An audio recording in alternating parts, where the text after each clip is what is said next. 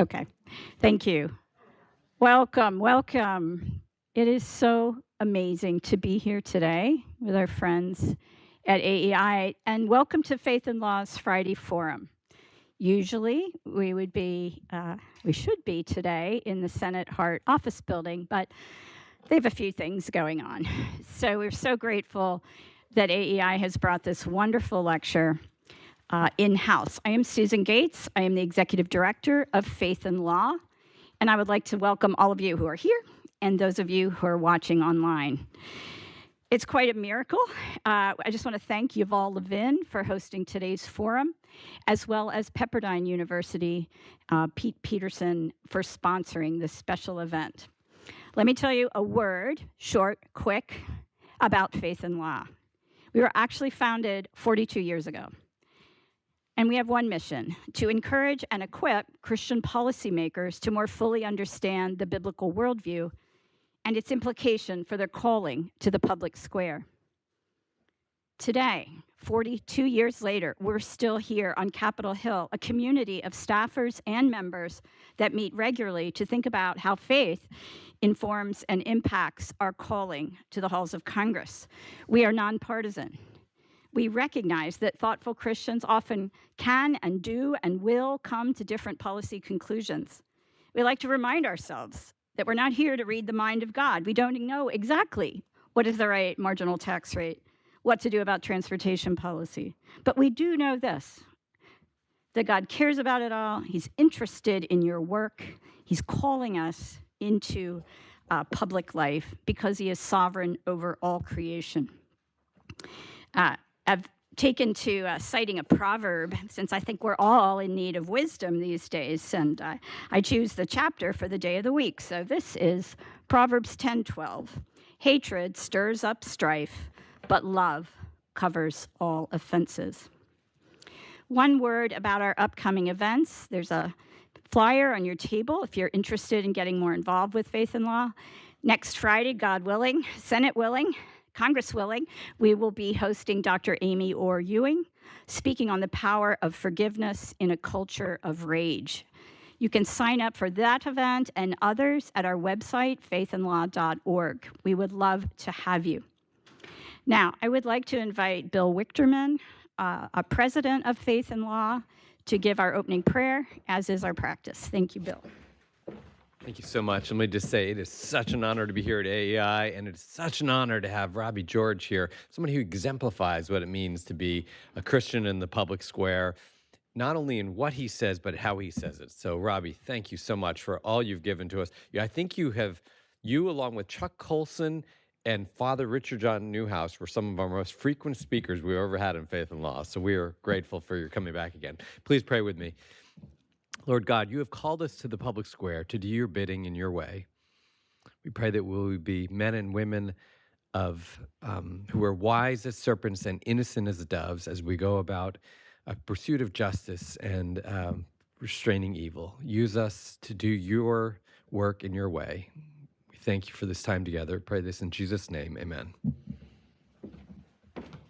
All right, now to the main event. I would like to make two introductions. As Bill said, Dr. George has been a very special friend of Faith and Law. He is the McCormick Professor of Jurisprudence and Director of the James Madison Program in American Ideals and Institutions at Princeton. He has served as the chairman of the United States Commission on International Religious Freedom, and before that, the President's Council on Bioethics, and as a presidential appointee, the United States Commission on Civil Rights. It goes on and on. Robbie has served as a U.S. member of UNESCO's World Commission on the Ethics of Scientific Knowledge and Technology. He's the former Judicial Fellow at the Supreme Court, where he received the Justice Tom C. Clark Award. A graduate of Swarthmore, he holds a JD and MTS degrees from Harvard and the degrees of DPhil, BCL, DCL, and DLit from Oxford. He's been a visiting professor at Oxford Law School as a member of the American Academy of Science and Letters at the Council of Foreign Relations. So honored to have him here today. And Pete Peterson, great friend of Faith and Laws at Pepperdine. Pete is the Dean of the School of Public Policy at Pepperdine University. Yes, he left Malibu to come here today. He is a leading national speaker and writer on issues related to civic participation, the use of technology to make government more responsive and transparent. Pete co-created and currently co-facilitates the training seminar, Public Engagement, the Vital Leadership Skill in Difficult Times. This program has been attended by over 4,500 municipal officials. He helped develop the program Leading Smart Communities, which explores ways in which technology is changing government processes. The title of today's conversation, and they will be up here and conversing on a very pertinent, timely topic, free speech. The title of today's conversation is Faithful Free Speech, From Campus to Capitol Hill. Please help me welcome Robbie George and Pete Peterson.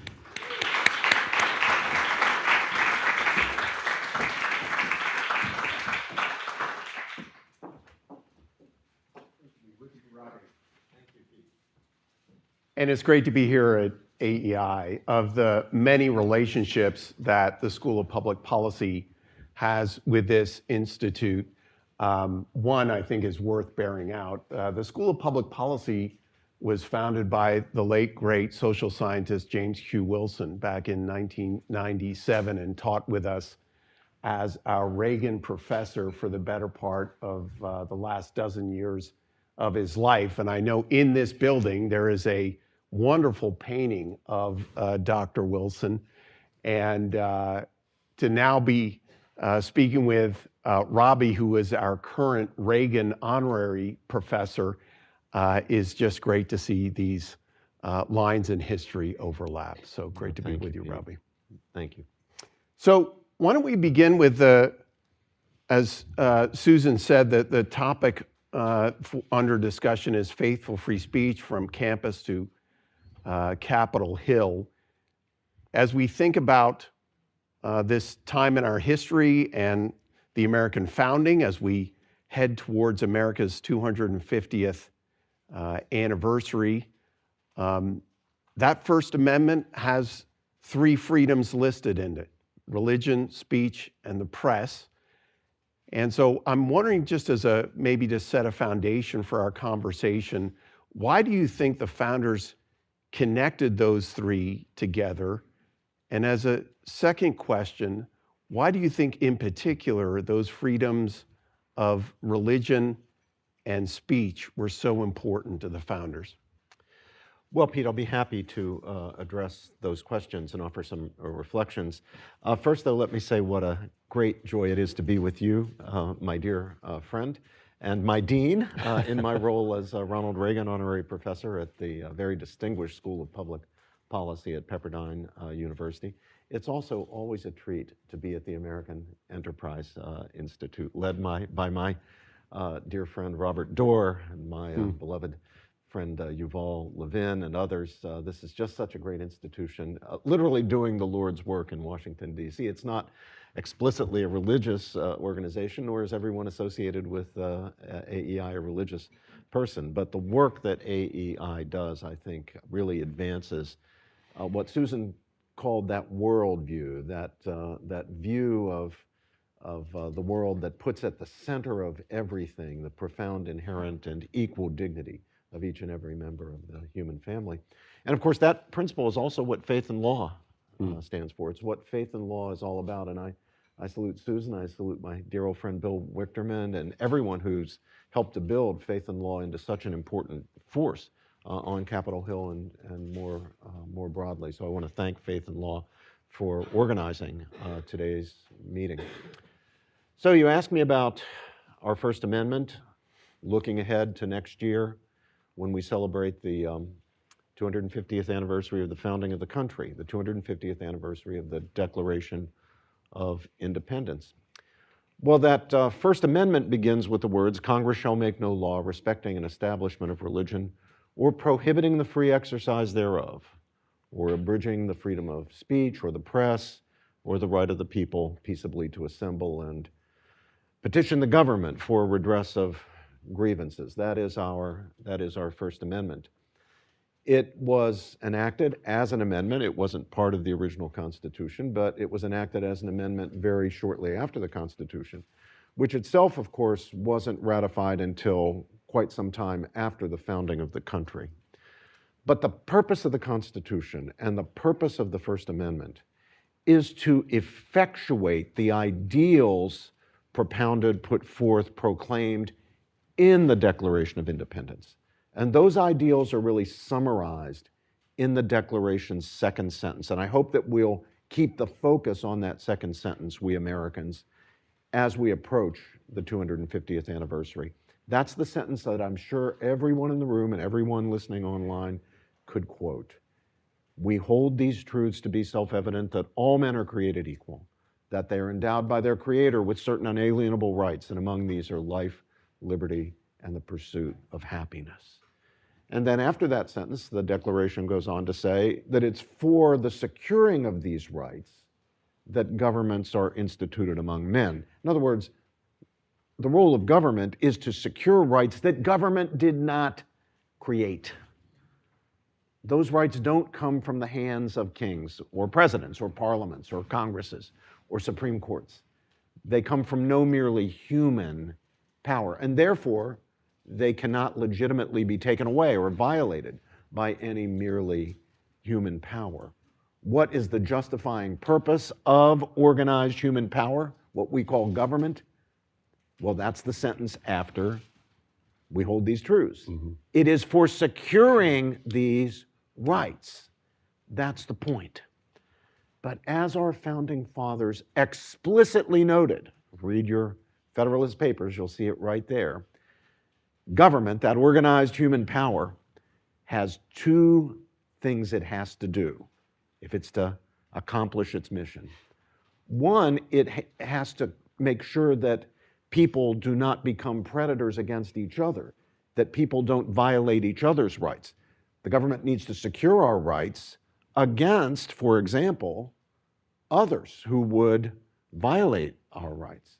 But then, of course, the second task of government is to restrain itself, to secure the people's rights against government itself. And that First Amendment, those fundamental freedoms announced right there, are protections that run against the government. Congress shall make no law. ... abridging the freedom of speech. It's a prohibition on the powers of Congress, on the powers of government. Now, as some of you who've taken constitutional law in law school or perhaps in college know, originally, the Bill of Rights did not run against the state governments. The word Congress meant the federal government. The federal government shall make no law respecting an establishment of religion or prohibiting the free exercise thereof or abridging the freedom of speech, etc. Beginning in the 1920s or thereabouts, the Supreme Court began to hold that those First Amendment freedoms, the speech and the press, those essential freedoms, ran not only against the national government, but also against the states by what the courts called incorporation via the 14th Amendment, which had been enacted in the meantime in 1868. Now, what are those freedoms all about? That's really what your question is to me, and what's their relationship? They're about ensuring that self-governing citizens, citizens of a democratic republic, can think freely, and not only think freely, deliberate together on the basis of their reflections about how we should organize our affairs together. The first freedom mentioned, as Dean Peterson pointed out, is the freedom of religion, explicitly the free exercise of religion. Not just the right to worship freely, but the right to live your life as a religious person, not only in private but in public, distinguishing our system from the French so-called laïcité system, which seeks to drive religion into the private sphere.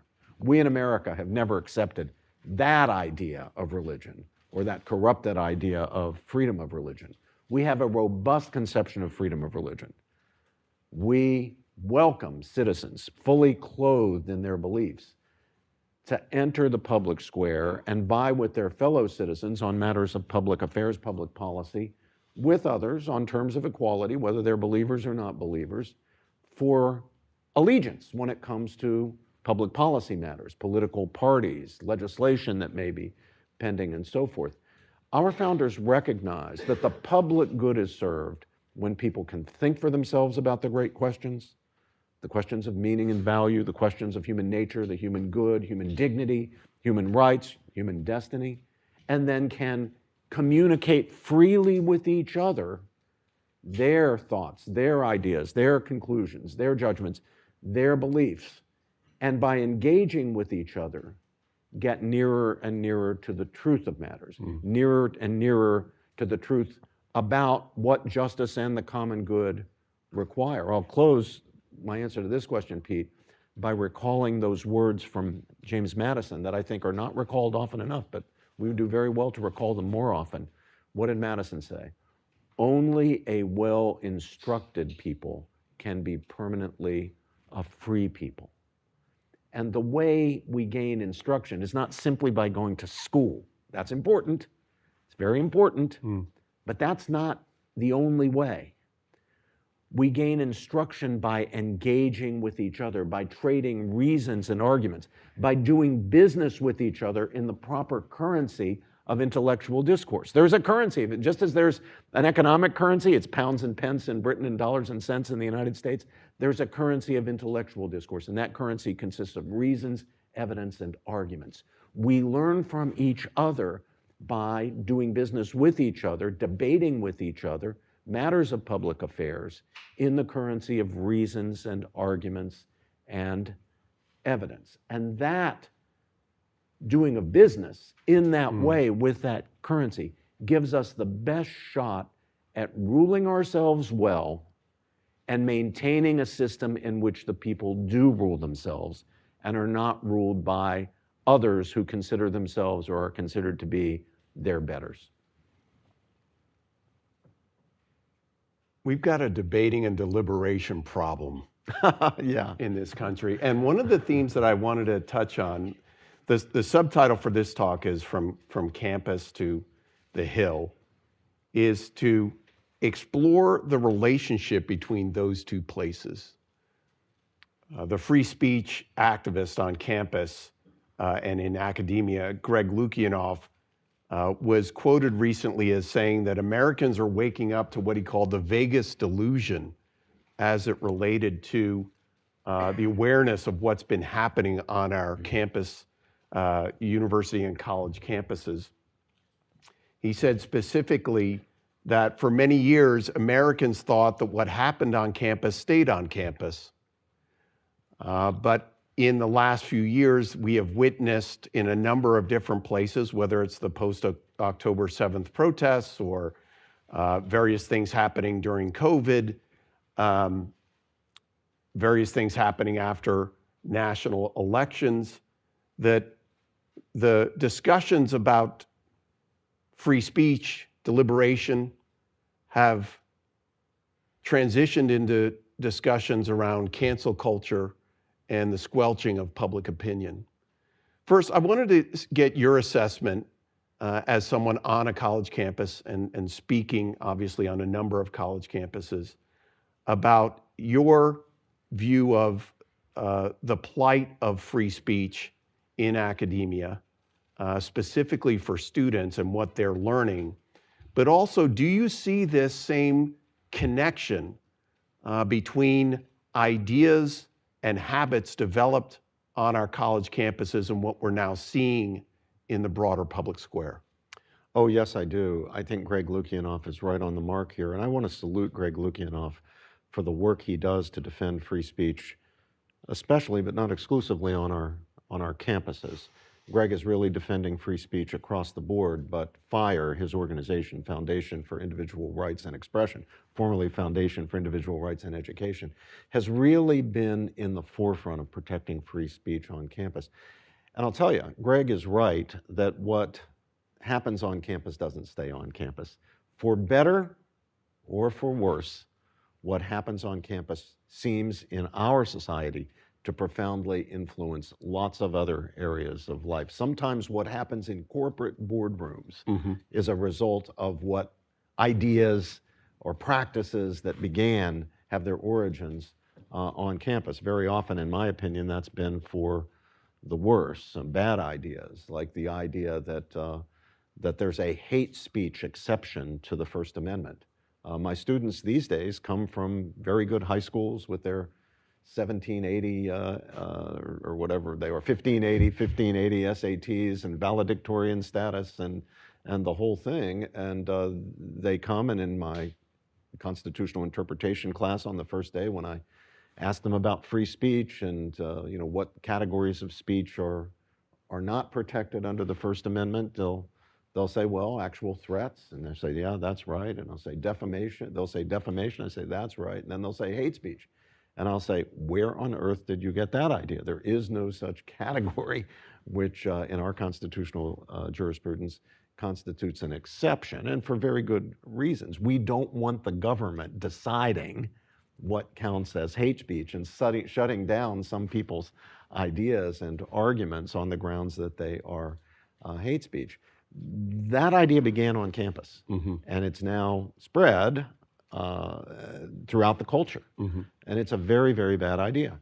The same with cancel culture, canceling people precisely because they express a view that dissents from the dominant orthodoxy, beginning on campus and then in the broader, usually elite sectors of society. And we could go on and on with more and more examples. So we really should care about what goes on campus, whether we happen to have at the moment kids or grandkids who are students, or whether we ourselves are students or faculty members. What happens on campus really is vital to what happens in the broader society. And given what I said in my answer to your first question, Pete, I'm resonating with you when you say, well, we have a free speech problem because free speech is a great thing, no bigger defender than me, but I want something beyond free speech. I want civil discourse. And that goes back to that currency that I was talking about. We are abusing our free speech.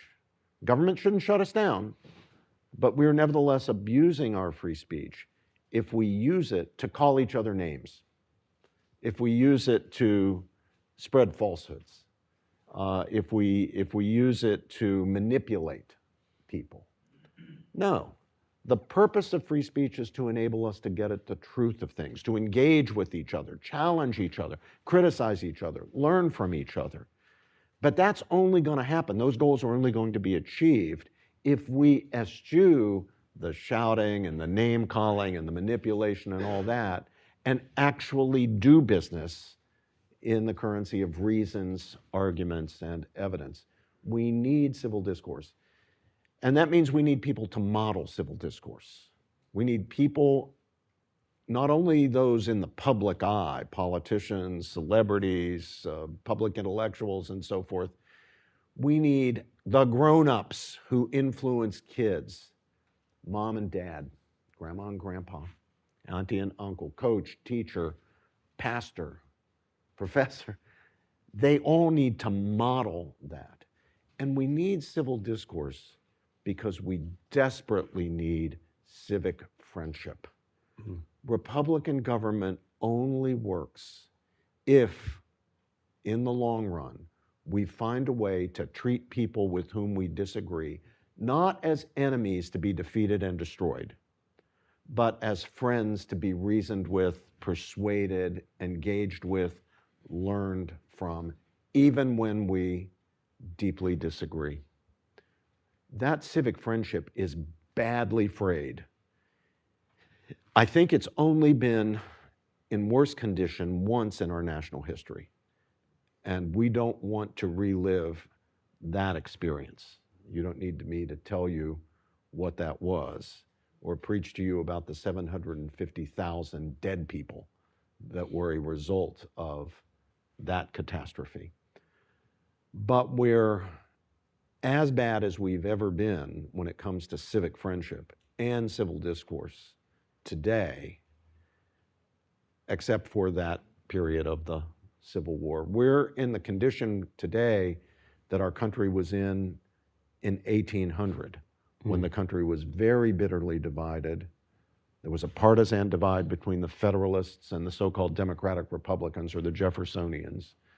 The bitterness, the name-calling, the collapse of civic friendship almost destroyed the country.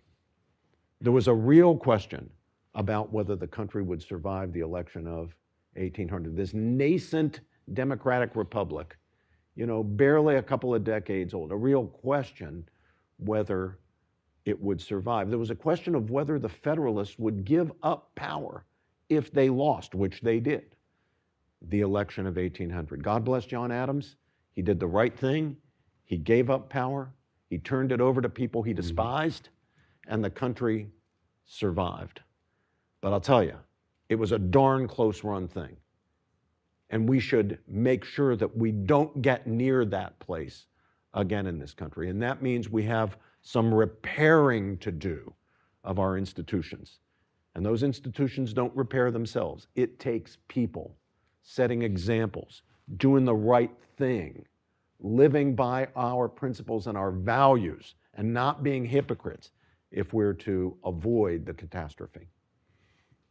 Robbie, I was going to come to this a little bit later, but I'll go to it now. One of the things that I see as dean of a graduate policy school that's explicitly committed to what we call viewpoint diversity is that it's not enough to provide welcoming environments both inside the classroom and outside the classroom for students to express different points of view. What we see every year at the policy school is we actually see friendships being formed It's beautiful. by people coming from very different perspectives. And dare I say, every once in a while, there's a marriage that comes out of these very diverse relationships politically. You've had a long-standing friendship with Cornel West, and you've obviously, you have a new book out, Truth Matters, on that relationship and more broadly, the search for truth. And I'm just wondering, as one of the other things you share is a common Christian faith. And I'm wondering to what degree you see the importance of faith as providing a foundation for the kind of civic friendship. I'm sure you're not saying it's necessary, but at the same way, maybe people of faith should be thinking more about the importance of civic friendship.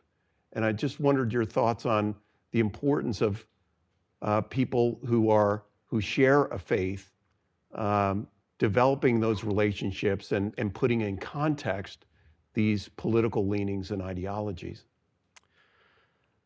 Well, thank you for mentioning my work with Brother Cornel West. We began teaching together 20 years ago, and those seminars that began when he was at Princeton and we were teaching together were some of the greatest blessings of my academic career. Cornel and I are obviously in very, very different places politically. Cornel is honorary chairman of Democratic Socialists of America. I am Ronald Reagan honorary professor at Pepperdine. So that'll tell you we're in very, very different places politically. And yet, we are dear friends, and not just friends, people who work together as teachers. We go around the country doing programming together. We try to set the example. We try to practice what both of us preach about civil discourse. We do have a new book out together. It's called Truth Matters, subtitled A Dialogue on Productive Disagreement in an Age of Division. I hope that you'll have a look at it, and not just have a look at it.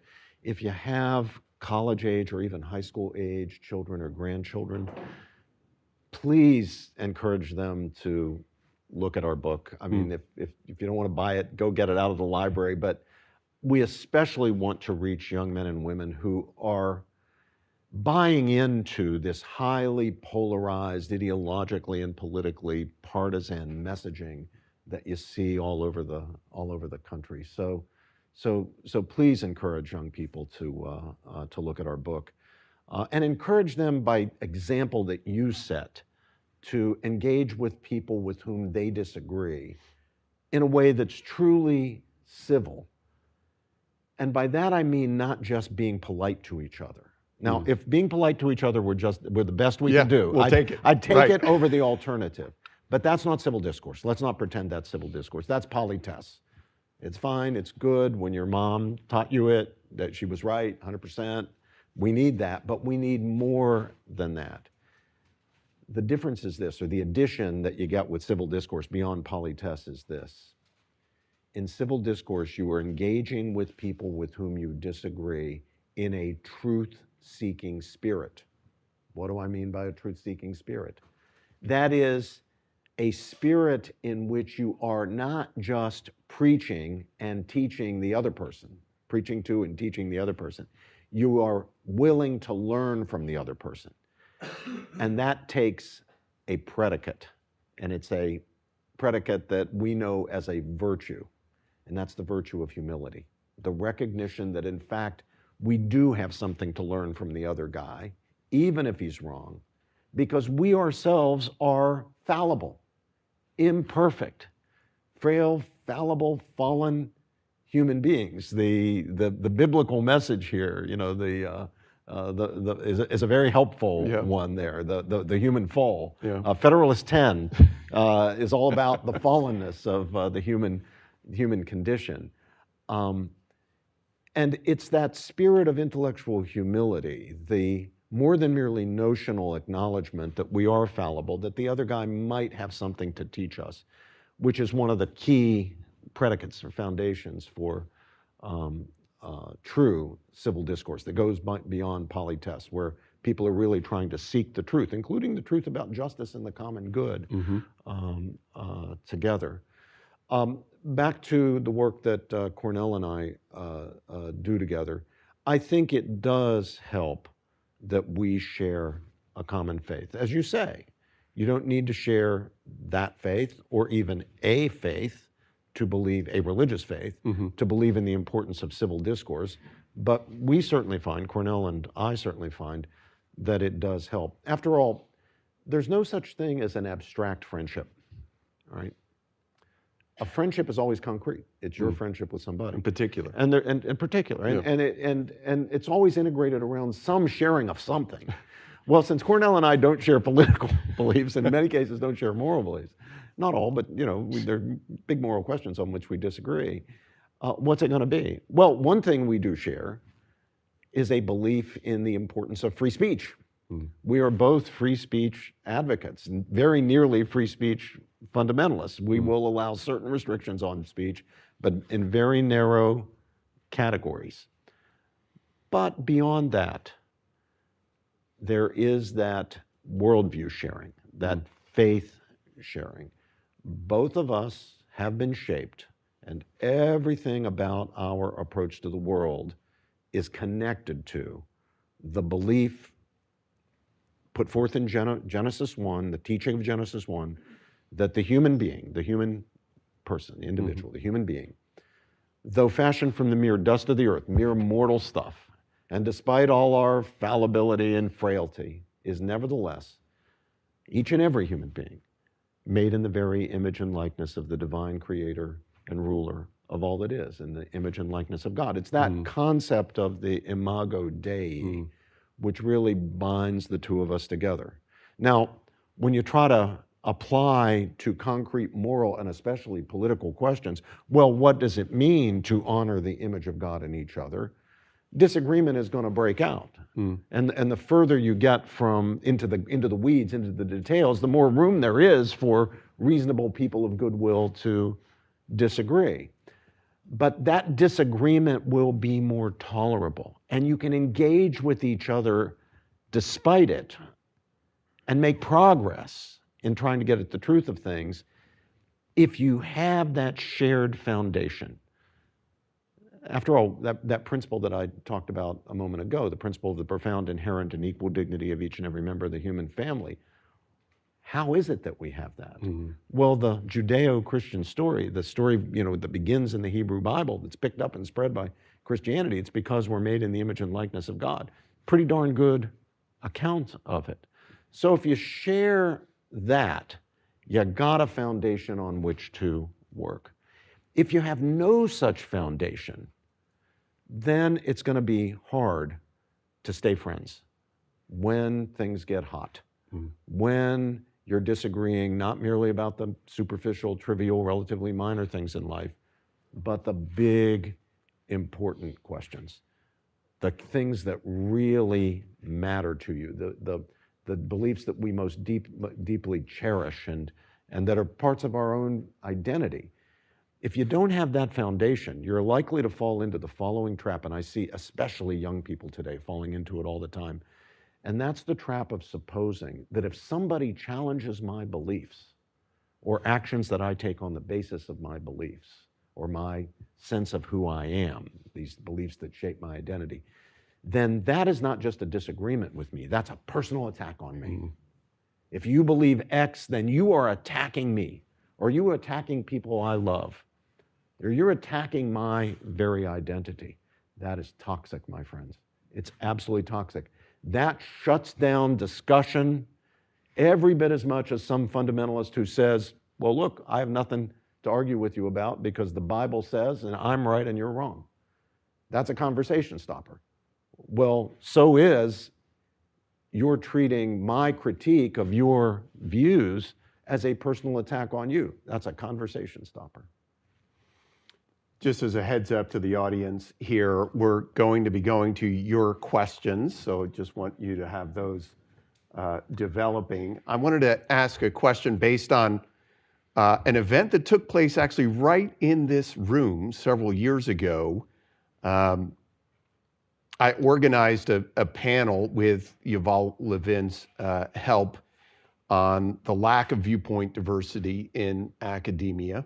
One of the panelists is a scholar named Sam Goldman, who I know you know. Yeah, a was historian, at very distinguished. George Washington University at the time, is now at the University of Florida. And he said in that discussion something that I obviously have not forgotten, and I think it's somewhat pertinent to this conversation. When asked why were we seeing this growing ideological hardening on campuses, Sam said, I think it's actually a direct correlation to the growing secularization that we're seeing in our culture. That as that secularization continues, the spiritual or religious impulse, which is certainly part of our human nature, does not go away. It actually, when brought into a campus environment, becomes infused into an entirely different set of dogmas, but nonetheless very strongly held. And what were once disagreements about policy and philosophy have now become religious disagreements, even if not acknowledged in that way. And I thought Sam had an important point. We do speak in our colleges and universities about, we're going to turn you into world changers and you're going to fix all these massive problems, and the responsibility is on you, and we're going to empower you to make all these massive changes in the world. But some of these things are really deep challenges of human nature. And I wonder what your take was on this connection that Sam has talked about if we're going to withdraw or close off the public square to people of faith engaging, is that at least part and parcel of the growing ideological hardening that we're seeing on our college campuses, which, as we said before, is now no longer staying on those campuses, but now spreading into the broader public and political square? Well, let me tell you what I think the powerful element of truth is in what Sam says there. We human beings want to live lives that mean something. We want our lives to be meaningful. There's a wonderful book that perhaps some of you have read by the Holocaust survivor Viktor Frankl called Man's Search for Meaning. If you haven't read that book, please read it. If you haven't read it recently, please reread it, because it's a very important book. It's literally a timeless book. It will be relevant wherever there are human beings. And a premise of the book is that we are meaning-seeking creatures. Now, many of the systems of meaning that we have constructed, we human beings, over time and across cultures, we would classify as religious traditions. Judaism, Christianity, Buddhism, Hinduism, and Islam, and so forth. But there can be systems that play the role of those religious traditions in the lives of people who are not religious according to the standard kind of understanding of what religion is. There can be alternative secular ideologies that function to make people's lives meaningful, or people use them in the search for meaning. And I do think it's fair to say that today, in the case of some, not all, I think it's very important not to paint with too broad a brush here. In the lives of some secular people, certainly many secular young people, left-wing ideologies, in some cases right-wing ideologies, a kind of neo-pagan right-wing ideology. It's much smaller right now than the left-wing secular ideologies, but you'll see secular ideologies like that playing the role of religion. And just as religions can become fundamentalist, or people can become fundamentalist members of their faith, fundamentalist Christians, fundamentalist Muslims, or what have you, you can have secular forms of fundamentalism. They can be extremely dogmatic. The people who buy into them, subscribe to them, can become very hardcore. They become ideologues. And what happens when people become, whether they're explicitly religious or it's a secular doctrine, what happens when people become dogmatists and ideologues? They're not interested in hearing criticism. They're not interested in hearing challenges. They're not interested in trying to learn from other people. They're not interested in anything that would really qualify as a meaningful debate. It's all about winning, bringing the other guy over by hook or by crook or by force.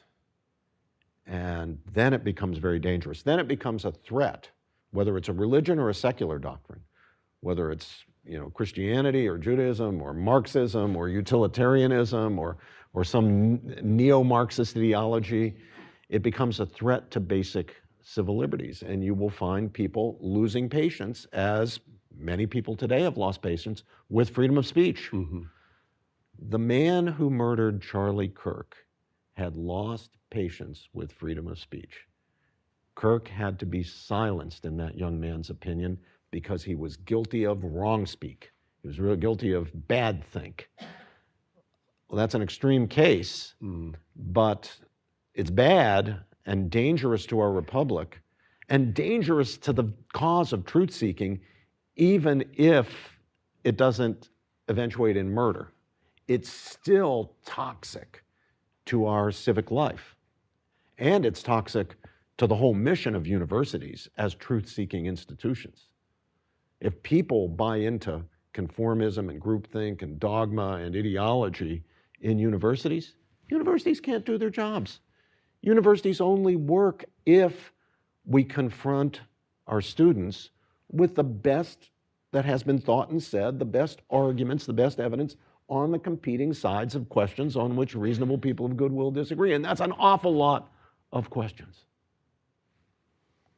Let's open it up to questions. We've got a good 10 to 15 minutes here. We got people with microphones, we are on C-SPAN, just to make you, not to put any extra pressure on you for these questions, but just wait for the microphone to come. So yes. My name is Joe Freeman. I'm an alumnus of the Berkeley Free Speech Movement. Joan, I'm having trouble hearing you. Can you hold that microphone right up to your... My name is Joe Freeman. Can you hear me? Yep. I'm an alumnus of the Berkeley Free Speech Movement. Oh, yes, yeah, Mario Savio. Yes. Yeah. Among others. Since you are the Ronald Reagan professor, you may remember that when he first ran for governor in 1966, he ran in part against us. A major theme was those ungrateful students who were rising up on campus and demanding the right to say anything they damn well pleased on a university campus, which was a prestigious place that should not allow bad opinions. Would you compare that to the attempt today to suppress political speech, for example, students who utter pro-Palestinian viewpoints? Now, the guy who killed Charlie Kirk was not a student. He clearly took his opinion much further than any student has done. Although, as you point out, it's sort of in the same realm. But could you compare what Reagan did that helped him win the governorship of California to what is going on today? Well, I think what it's important to acknowledge is that the threats to basic civil liberties, including the freedom of speech, can come and have come from both the right and the left. Neither the right nor the left has been innocent when it comes to doing things that are contrary to the principles of freedom of speech. During the Red Scares, you had what we would count today as conservatives suppressing freedom of speech.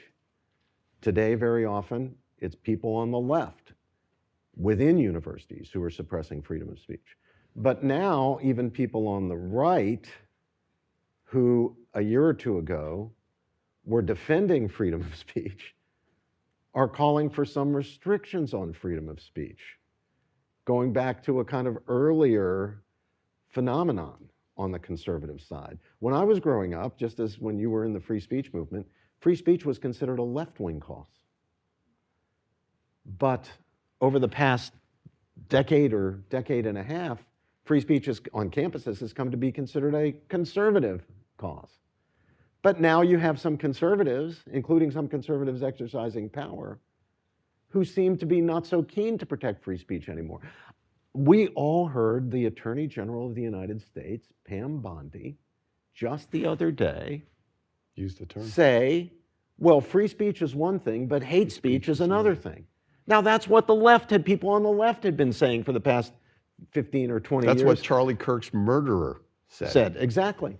And it's what conservatives had been rightly criticizing. Now you're hearing it from the mouth of a conservative. My former student, Ted Cruz, God bless him. Yeah. Yep, Ted, who had studied constitutional law with me at Princeton, immediately and unequivocally condemned Pam Bondi's claim that there was a distinction between free speech and hate speech. And I thought to myself, I'll be darned. Ted was paying attention in class that day. And he was absolutely right. Same with Ted and other, to their credit, some other conservatives who criticized their fellow conservatives who were defending the Federal Communications chairman who had tried to put some pressure on, I forget Kimmel. which one of the networks it was to ABC. take action against that late night comedian. It was Kimmel, the late Kimmel. night, the late night comedian. Now, there's a completely independent question of whether the network had the proper authority to say, look, if you're going to tell lies under our auspices in your broadcast, then we're not going to keep you on. But it's a completely different thing for the government to put pressure on a private company to fire somebody for speech they disagree with. I don't want to trust the government, anybody in the government, and I don't care whether it's a government I voted for or a government I hate. I don't want anybody in government having that kind of power over speech. I tell you what, though, I would love to see more from the free speech movement condemning hate speech as a concept. I think. Well, you know what I mean. Just to be clear, I think what you mean condemning the idea that there's a hate speech that there is a exception to the First hate Amendment. speech provision. Yeah. No, right? you can I think condemn it was what great you. that Ted Cruz did it, but I would have loved to see more progressives critique Attorney General Bondi's comments and just saying, I thought we were beyond this. I think we should all agree, left and right, that there is no hate speech exception to the First Amendment. Now, there are exceptions to the First Amendment free speech protection. Actual threats, not abstract threats. Some of you who are lawyers will know the case of Brandenburg against Ohio, 1969. Abstract threats are, like it or not, protected speech. But a genuine, concrete threat, I'm going to punch you in the nose, that is not protected speech. Defamation is not protected speech. Incitement to violence where it is deliberate and the violence is imminent and easily foreseeable, that's not protected speech. And then there are reasonable time, place, and manner regulations of otherwise protected speech, so long as they're viewpoint neutral, and generally so long as they're content neutral as well. But we need to appreciate more fully than we do the breadth of our free speech protections, and we need to be vigilant in making sure that nobody, right nor left, undermines those free speech protections. We have the gold standard, we in the United States. European countries don't, most European countries don't have the free speech protections we have. And we're seeing that That's across right. Europe. And we're better off as a country for having those free speech protections. But it's up to we, the people, to understand them and to, support them. Practice them. Yes, in the middle.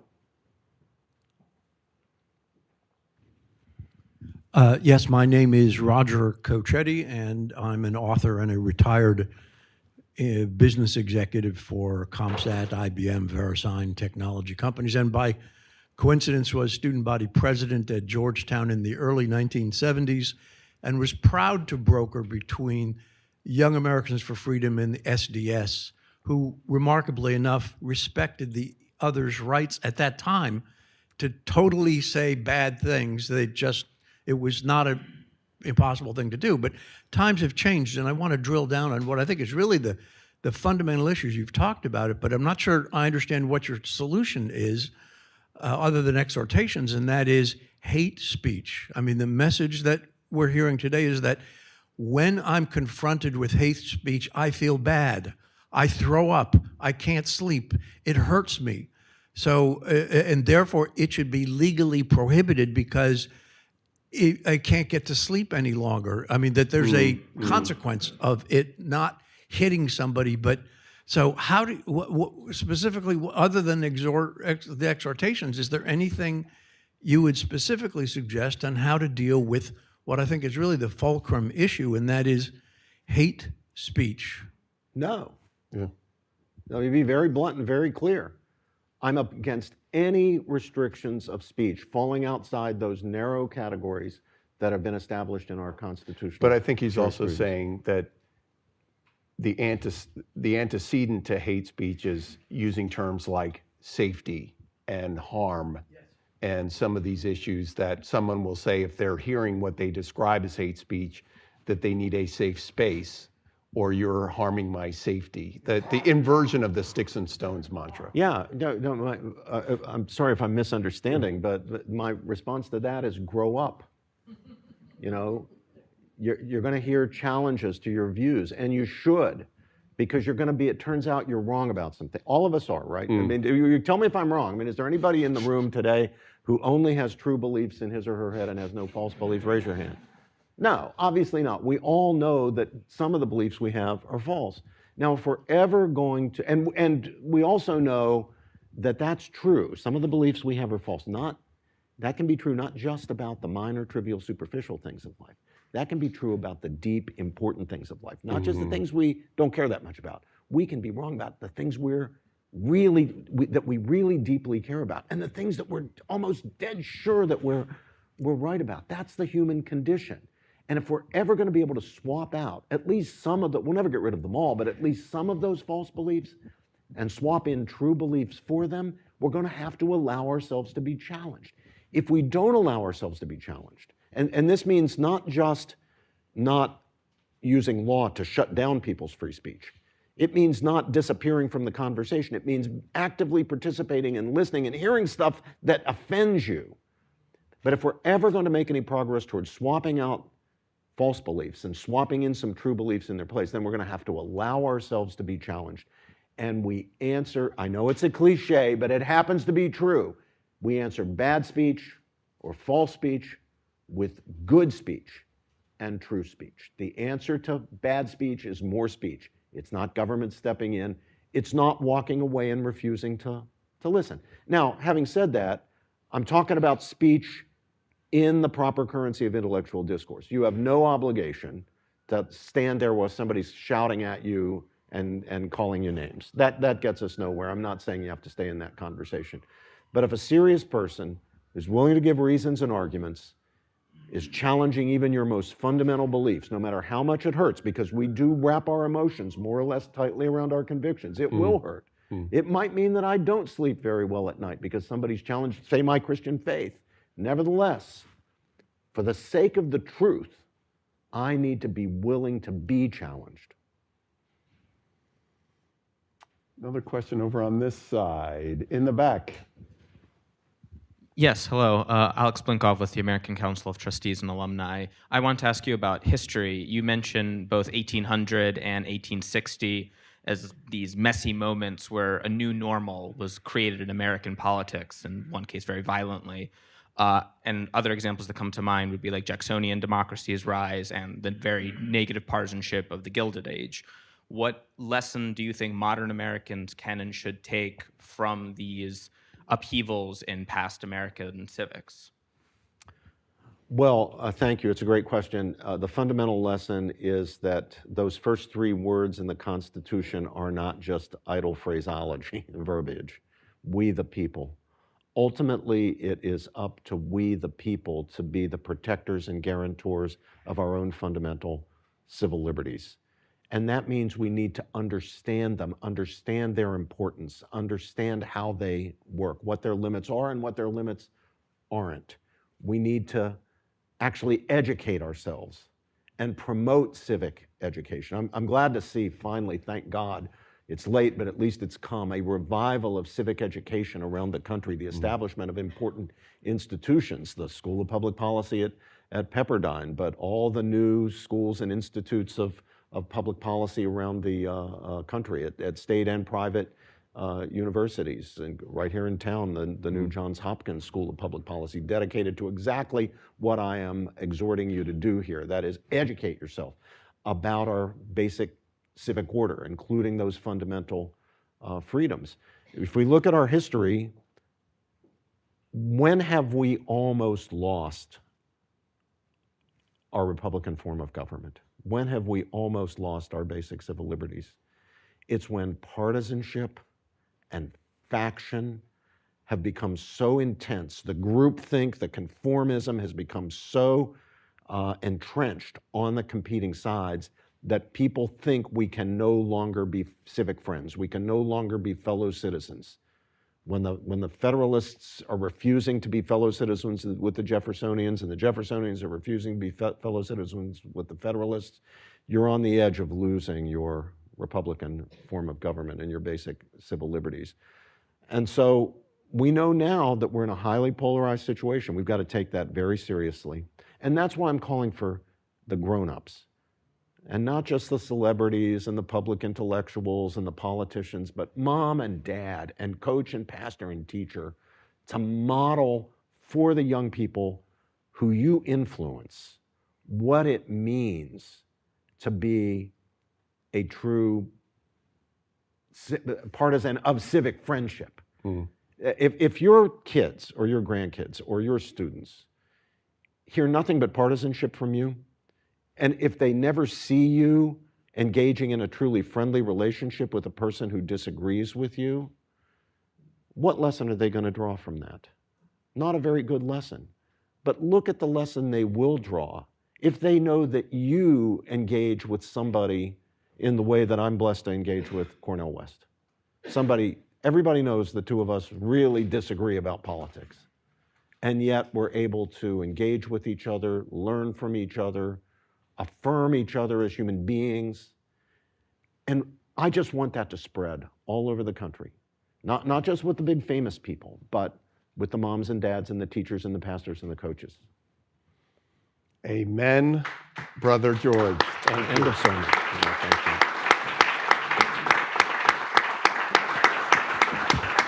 Oh, thank you so much, Dr. George, Dean Peterson. Thank you all for being here.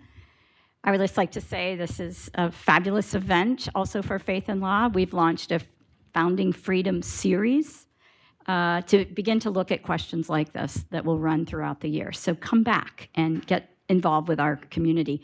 A quick word of prayer. Father God, thank you for our nation, our treasured freedoms, the ability to speak, to listen, for reason and evidence and argument, make us great civic friends, and enable us to be repairers of the breach. We pray in your name. Amen. Amen.